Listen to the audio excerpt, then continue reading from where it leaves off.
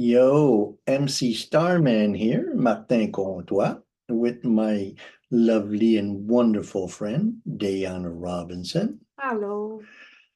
We thought today that we would drop in and do a retrospective video on our partnership, me and Dayana, and that we share with you how we've gotten to where we are and where we're going. As you may know, we're both at the dawn of some very big changes. Um, I'm heading east to live in Les Îles de la Madeleine in the Gulf of St. Lawrence and going to be living there with my mother to take care of my aging mother. So that's a really big change after 45 years on the West Coast. I'm going home, baby. Oui, madame. Oui, monsieur. And living on the eastern seaboard, it might as well be a different country. Have you been to the eastern seaboard? Not yet, no. You're gonna come and visit me. I'm gonna have to. Mhm. Exciting. And very, very different than island life here. And what is your change? My change is, well, if you've been following, a lot of you might know that I'm going through my Saturn return, and that hit its final hit, as it were, last month. And with that became a need to really listen to some little voices that have been speaking for a long time. So I've just left my job and career my job of 13 years. My dear community, I've not left, but I'm going to be changing my role in the community because of leaving this job that I love dearly. And I'm going to India for 6 weeks. I leave in 5 days right now, which has been a long awaited dream come true. There's been a series of amazing events that have led to this, and it's a big leap of faith, but it's time, and I'm really excited and scared, but in all the right ways. You're going to Amma's ashram, if I'm correct. Yeah, I'll be going to Amritipuri, which is in Kerala, India. And we're hoping that you're going to find a rooftop somewhere with good internet and that you're going to give us a little visit and we can check in on the stars because it'll be that Jupiter-Uranus conjunction, and that will be very interesting. You might even be able to see it in the sky. Anyway, we'll see how it goes.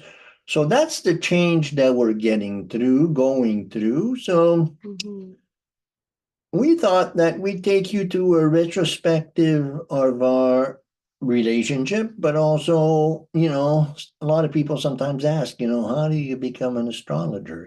That's like, so my journey it's a long journey. I spent my teens and my early 20s in a monastery in the Hare Krishna temple in Southern California. And when I left the temple after 10 years of temple life, I went back to Montreal and I found in the laundromat or something an astrology course given by a lady there who was offering a 16-week astrology course. And so I wanted some clarity as to, I was going through my Saturn return. I just spent 10 years in the monastery.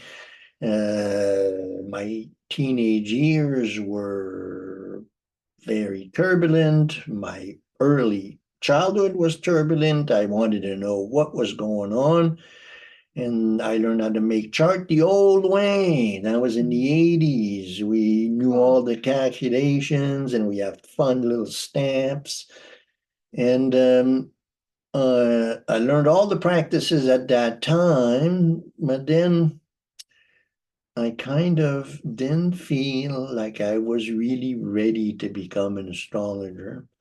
And so I went into a career of restaurant business Had 7 different restaurants in different places. One got flooded, one got burnt, one went bankrupt. The last one went bankrupt. And when I went for the last one, all throughout those years, I'd been studying astrology and continuing to do chart on the side. And then and so my studies had progressed, but I was a restaurant owner and a restaurant manager and a cook. And then I when it became clear that my last restaurant, it was called the Ashcroft Opera House in Ashcroft, BC, cool little venue for music and wonderful vegetarian food. When that was going bankrupt, I was doing all of the work to go bankrupt, and then I went on a vision quest. And I went to a top of a mountain, and there's a voice that came to me in my heart, and she said, "You think that this is the end, but actually this is the beginning. Now you could do what you're here to do."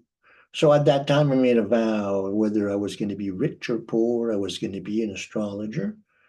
And that was when I turned 50 and my Chiron returned. And now I'm 65, been practicing for 15 years. And that's from that time on, then that's when I started studying Jung as well, really intimately. And then 4 years ago, I came to the island and I went to a festival called Quadropalooza. So you've seen my table, and my table was designed to take to festivals and to gatherings and to show how astrology works with my crystals.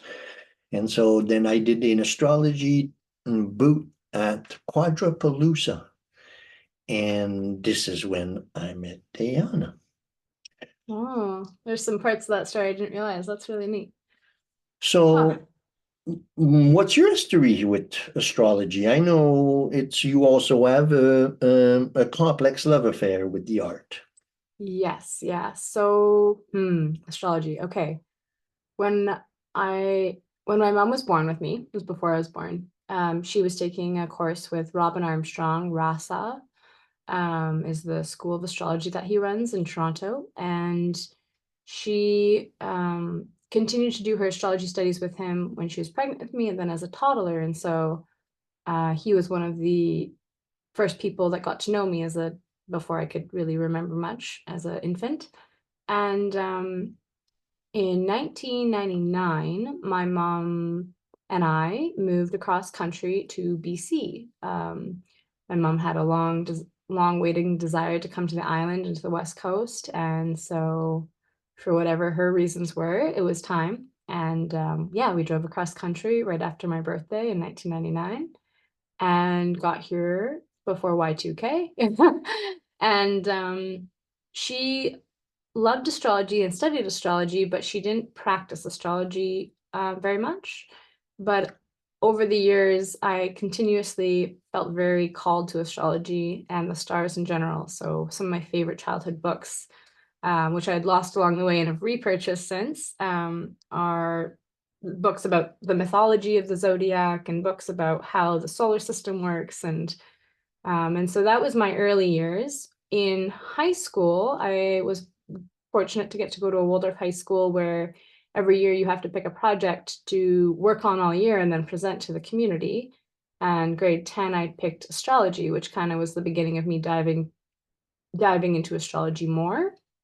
And that was really exciting and fascinating, and especially in high school where a lot of personality development happens and you're trying to figure out how to be in the world. And in Waldorf, it's very common to look at the story of Parzival and how you're learning to work with the challenges and tribulations and also develop your own character and personality. And astrology was a means that I could really help understand where people were from and how they work, and ultimately just learn how to like love people more for who they are and what they're bringing to the world, and how we're all individuals, but also all one. And that's been a long ingrained faith and belief in me. And so grade 10 was the beginning of deepening my work in astrology and studies, and I started collecting resources. I had a hard time with online studies, but in grade 11 or 12, I found a little, I guess for one of the families I babysit for, there was a woman doing a presentation on the Grand Square. So I think this is 2010 now. It was the Cardinal Grand Square, and I forget which planets were in that Grand Square. We actually talked about this not long ago. So in 2010? I believe that was the time, yeah. Well, that was the beginning of the Uranus Pluto square, and then a variety of different planets engaged with the Uranus Pluto, creating a variety of squares and grand crosses throughout the early part of 2010, 2011, 2012. We did that when we were studying, I believe, the Uranus Jupiter cycle. Or the Uranus-Neptune? We haven't done the Uranus-Neptune yet. That's still to come. That's just been studied. Okay. So, anywho. And we'll do that one from the airport. Yeah, that sounds good. So, anywho, then I went to this weekend workshop. I learned a lot more about astrology that way, and it's been a dabbling in the art since. Being an astrologer for other people, I find, is there's a lot of barriers in my life around that, in that I'm very cautious that what you tell somebody about their chart, they can take very seriously and limit their own personality based on what you say. And so I'm very cautious with that. And I'm grateful for my time with Martin. Okay, I guess I should come to my time with Martin. So then little workshop, reading books. I went to school for nutrition because it felt like a practical thing to do, and I'm very glad I did it. But then when I finished my school of nutrition, all I had was this deep soul craving to study astrology again. And so I prayed to the universe for a teacher. And then at the place I kind of least expected it, which is this tiny little festival on a little island, north of Vancouver Island. So it's like a population of maybe 1,000. Was Quadripalooza, and that's where I saw Martin and an astrology workshop, which blew my mind at this tiny little festival. And that was the beginning of something great. And at that time, I was living in Lillooet, in the Yalakam Valley, and I was coming to the island on a regular basis. And the next time I came to the island, we did a reading in a park. Yeah. What park was that? It was Duncan Centennial Park. So we met in the beginning of September 2019. Labor Day weekend is when that festival always happens. And about 3 weeks later, we stayed in contact online, and you said you'd be passing. So then we met in that park for an astrology reading. And so was it 2019 or 2018? It would have been 2019. Well, then I was moving already to the island. I was living in my van at the time. Yeah, that makes more sense. Okay, so that would be then. So then at the time of our meeting, I was doing workshops on the Uranus Pluto square, and I was talking about this big event that was coming, which was the Saturn Pluto conjunction of January 2020, and the following Jupiter-Pluto conjunctions that took place in 2020, and then the Uranus square to Jupiter and Saturn, and the 3 squares of Saturn and Uranus, all material that we've done in the videos together. We were getting ready for that, and I was traveling. I had given up my house in the Yalakam Valley, thinking that I needed to do this. And then that fall, and that summer, I did like 35 workshops up and down the Vancouver Island. I did my Healer and a Dreamer course, 12 workshops. Did it in Victoria and in Duncan. And we did our first reading together. at that time and started to become friends. Yeah. How did that reading affect you? That was huge. It affected me because it helped me. I knew there was missing pieces of my development and also missing pieces to like understanding what was eating my soul so much. Felt very there was a lot of mental and emotional imbalance within me at the time, and I had a really hard time figuring out what was missing or what was wrong, so to speak, and was definitely looking at it in those lenses then. And when we met, it was a very good reading, cathartic, definitely brought to tears. And then R.H.N has this beautiful way when you work with him of asking you to write down your dreams the night before your reading. And my dream made no sense, and it felt very silly and ridiculous. And I only remembered this weird blip out of it. But then after doing the reading, he asked me about the dream, and it all made so much sense. This silly little blip of a dream wrapped up the whole reading, which was about about 2 hours, 2 hour reading. So it was not we went over a lot of content and it all came together. And then I felt pretty mystified and excited to learn your process, because that was probably one of the most magical, was definitely the most magical astrology reading I'd seen and been through. And that was really, and we kind of at that reading kind of had this, idea that we were going to do some work together, and we didn't know what it was, but you really wanted to become a student. And that was also the fall that I started the video channel. Didn't do much with it for the first year or so, because, well, not till next year when COVID hit and the crisis hit. But that was a really far out time, because it was. In those workshops, I was talking about this big thing that was going on. And that was fascinating because I was talking about the Uranus-Pluto square and the Saturn conjunction with Pluto that was going to be in square to Uranus in the winter of 2020. And we had been, so I started my astrology practice in 2008. You were talking about 2010. In 2008 is when my restaurant, my opera house went bankrupt. And then, that's, almost exactly when Pluto came into Capricorn and Uranus came into Aries, boom, we had the economic crash. I went bankrupt with my business. And then, okay, I'm going to be an astrologer. I went through a bit of a gestation period, a burnout, about a year. Natural. And then that's when I designed my table, my astrology table, and started doing readings and workshops at that time. But that whole time, the whole decade there, I traveled up and down. I even did a trip where I went all the way to the East Coast, lived with my mother for 4 months, and came back and did workshops back and forth.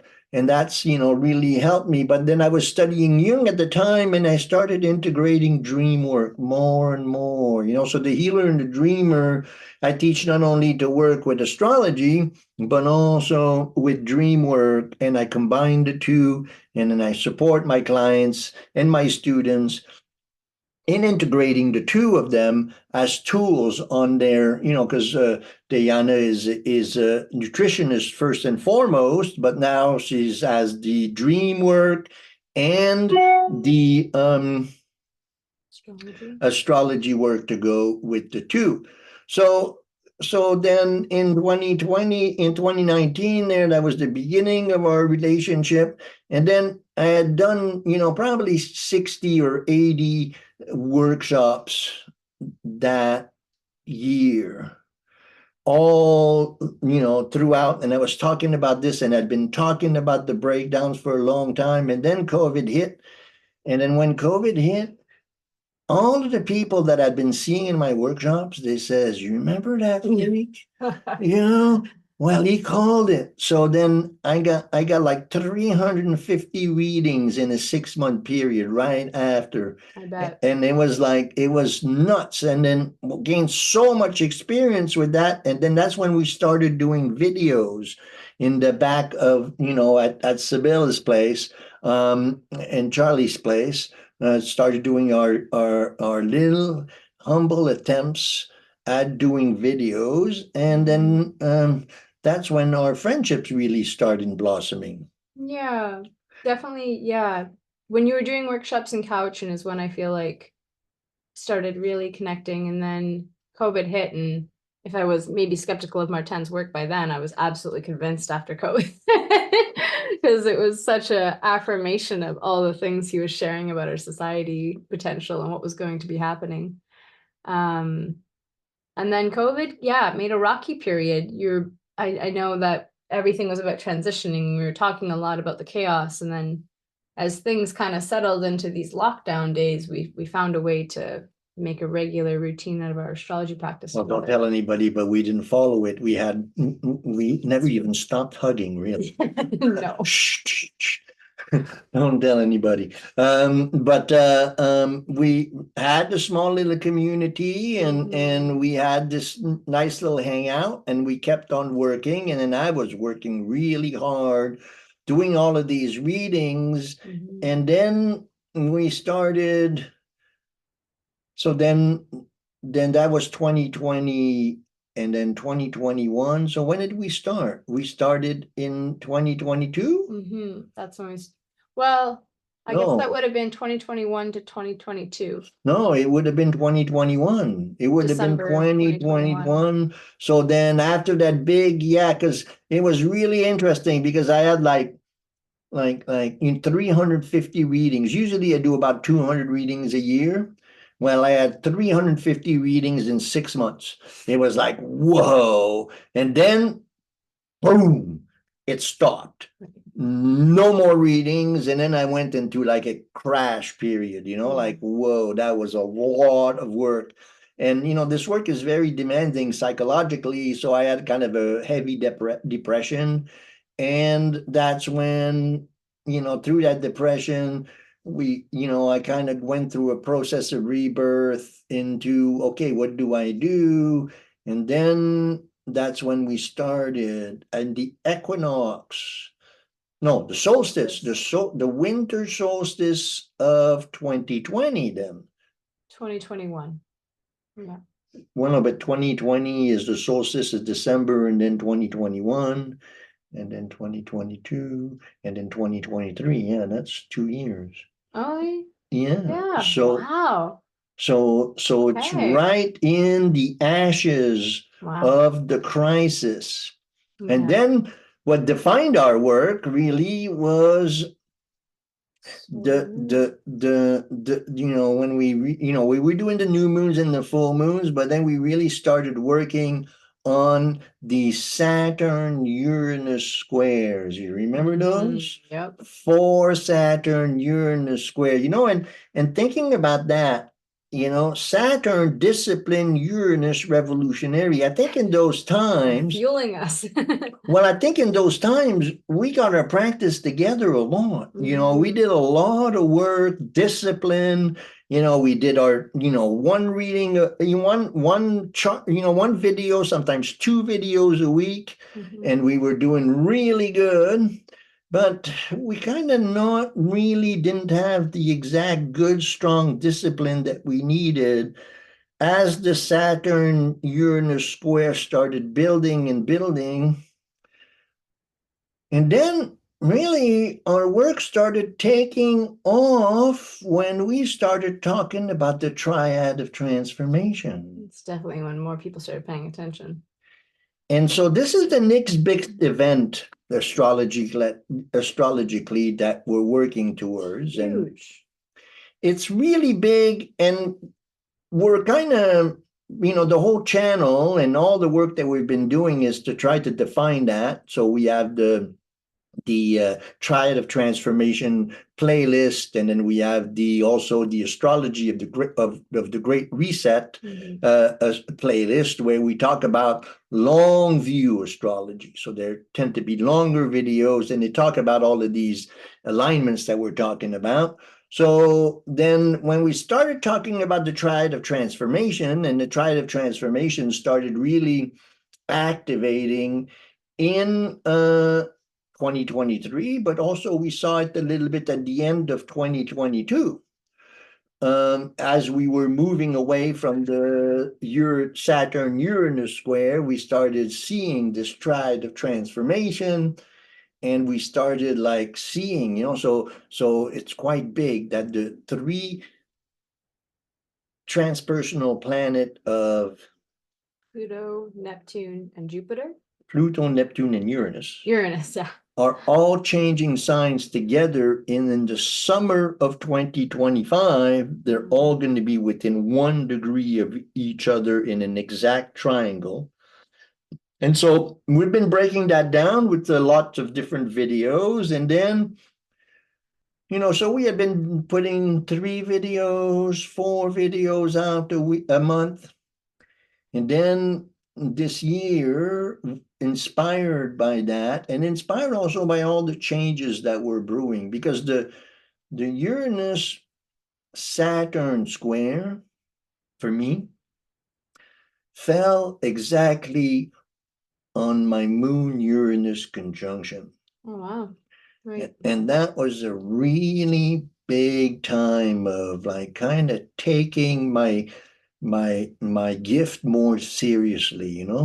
It's like it's interesting how you can take your gift seriously, but it takes a long time to actually mature into it.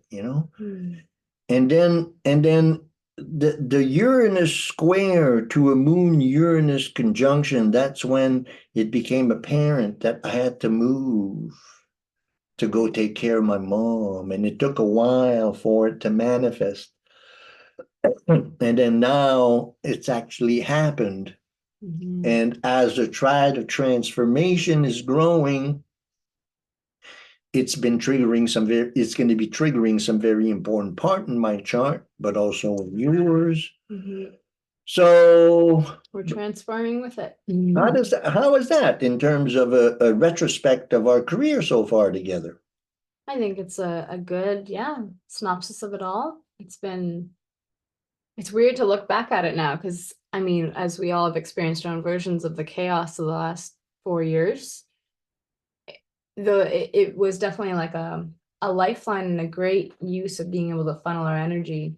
One other piece that really made me want to become working on it so much more serious with you is, I remember during the beginning of the lockdown, so March 2020 here, being locked down and being a very social person, typically, I ordered some books to keep me busy. And so I started reading Liz Green, or I had already been reading Liz Green Relating after our first reading. And then I bought Dr. George Carey's book on the salts of salvation. And so that's I want to get a copy of that. Piece. Yes. Yeah. That's what you can get me for my birthday. Okay, perfect. It's incredible. And that was another clicked for me, because as somebody who is so focused on nutrition and how the body works, but how also had this long affinity with astrology, this merging piece of the puzzle, and this book that I love, that Martin will show you because he'll have it soon, was written in the late 1500s. And so when was Carl Jung alive again and doing his work? 1875 to 1962. 1962. Okay, so 1875 to 1962 was his life. Yeah. Okay. Neat. But you were, that was during the time of Paracelsus and the alchemy. You're talking about the 15th and 16th century. Yeah. So that's the revival of alchemy, and Paracelsus in Germany was doing his thing, and salt. If you study alchemy, salt has a very important perspective to it. So then, I'm looking forward to reading that book. But continue. it just really fortified for me how much I needed to be serious about my astrological practice. And so it's become more and more serious over the years, getting to work with you, which I'm forever grateful for, and excited to see how we shift that in our, as we transform into what the world is at, life in the world is asking of us next. Well, that's really the question. And I think that that's my next question for us is now what? Yeah. I mean, we've probably, like the channel, if you are new to the channel, please, you can review all the material that we spoke of. There's over, nearly 150 videos on the channel now. And we've reached, we're at, almost 1,900 subscribers, and we're starting a different phase in the channel. It's interesting, because our relationship's coming to an end, but then we're doing better than ever. And so it's not really an end, it's a new beginning disguised as an ending. And we don't really know, because all we're confronted is with the ending, and then you don't know what you're coming back to. And then we've been talking about the Uranus, conjunction with Jupiter since last year, and we're knowing that that was going to be the real, kicker of a lot of new starts. It's always a very creative time. We did a video on that. Check it out. And we're going to continue to talk about it. So now, I'm driving across the country. You're going to India. We're going through that period. So then, how do we see? What do you see yourself doing now? And how do you see our partnership continuing? I'm looking forward to learning and getting better at doing online videos with you. So that'll be sharing Skype calls and whatnot like that. A huge part of this trip to India is a vision quest for me to really understand or get some clarity on what my next work in the world is. So that also I'm fairly certain that will entail health and astrology, since I have been so called my whole life to these things, but I'm not sure yet. You've been doing a course about astrology and herbalism together, right? Yeah. So, I mean, my dream maybe, or one of my dreams would be to really launch my business as Day by Day Healing in a bigger, bolder way, and do my nutrition and herbalism and tissue salt, and use all of my tools to help people who are trying to find their health and their strength and their balance in themselves again. So I've been doing the last year Astro Herbalism course with Sage Predum, which has been incredible. A really beautiful merging of astrology and herbal plant medicine. And so looking at being able to share that work with my clients moving forward. And you're thinking of maybe opening an office with Tiffany. Yes, that is also a thing that is likely going to be happening in the coming months. And so you got lots going on, and it's uncertain, but that's exciting. And really, we've been studying your chart, and we've been looking at your Saturn return, and this is a natural evolution for you. Yeah. So as I've mentioned in the chart about my chart in these videos before, is there's a lot of Scorpio, and my earlier years were definitely a little bit more tumultuous at times, a lot of tumultuous times. Tumultuous time? You mean party?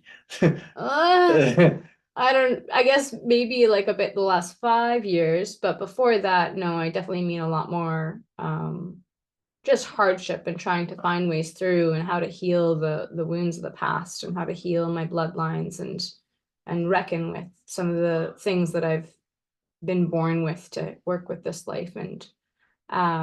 And so as I've been working through that, my sun and a lot of my chart being in Scorpio is actually finally moving in a progressed chart, is moved into Sagittarius. And so I often have to laugh at how much Sagittarius energy is coming into my life these days, of travel and higher understanding, and feeling called to teach and work with clients this way. So beautiful, beautiful. And sorry about that part about party, but that's how we met, really. We met at a music festival. Oh, yeah. Definitely gone to festivals a lot the last 20 or 10 years. Yes. And kind of, well, the countercultural BC scene is quite rich, up and down the coast and into the interior. We all have a lot of friends there. And so it's kind of sad to be leaving. So in my own process, as I meditate on what's, ahead, an expression comes to me of bi-coastal. Bi-coastal, I like it. Yeah, that all this means is that I'm moving to another coast, but I'm going to grow some influence in Quebec and in the Eastern Seaboard. And all my friends in the West Coast, we live in a time where technology, and so we're going to be able to really continue the work that we've been doing, but also develop new openings. I'm going to do a little bit of the portion of my channel in French to develop a French following. And also, I'm going to work on my books and my courses. I have a dream course, a dream analysis course called Initiation to Dream Work. And then I also have the Healer and the Dreamer course, that I've been developing for years. And this will give me the opportunity to work on articulating that. And like you, I think that maybe learning a little bit more technology and having a little bit more input from my many friends around the world. And so, if you're listening to this and you are inspired to work with us and you know a little bit more about technology, we're looking at expanding and building a bigger circle because we've been so well received by this nice little community. We have a unique kind of feel to our work, right? Where people say, you're very personal and you're very authentic, and I think that astrology reflects human growth and human potential, and so I think that if you're going to be good at astrology, then you have to be very human. Yeah, it's true. And if you're very human, then people can relate to that, and because that fable, of of La Fontaine, where the astrologer is always looking at the star and he falls into the well, and so and then La Fontaine makes fun of him and says, well, you're so good at telling the stars, but you're not looking in the ground, and here you are at the bottom of the well. So I think that it's easy to always keep our heads in the sky, but it has to be applied, and it has to make sense, and it has to benefit us. So hopefully we're doing that for you. That is something that I feel in my time working with you, you're especially good at, though, is finding how to work with what's going on in the stars and what's going on in your chart, and then find practical ways of working with that in your life. And that's something that I haven't always found in a lot of astrologers, either online or in person. But working with you, you're very good at bringing that to a practical level, especially on like a one-on-one chart reading form. We do these videos and we do, promote ourselves like that, but really to really experience what we do, you do it in, we do all of this, to invite and to support people. The videos are there to support those who get readings, and they're also there to try to get you interested in getting a reading. That's where the magic comes. And I think a lot of what I offer that's unique is the depth of the Jungian studies and the dream analysis. I think that that's what, and Jung was a very, very interesting individual. I think we all know that. I have the one video playlist on Eon, but also I have a video playlist that I did with my friend from Quadra on the undiscovered self. And so if you want to dive deep into that, and so I'm planning, so that's kind of two things that are germinating when we talk, germinating in my oven is some more dream work and a dream analysis workshop series, but also a treatment of the I Ching. I want to, I'm going to have a very quiet winter coming up. And so I'm going to do no, the summer's going to be busy, you know, Magdalene Islands, winter's going to be quiet.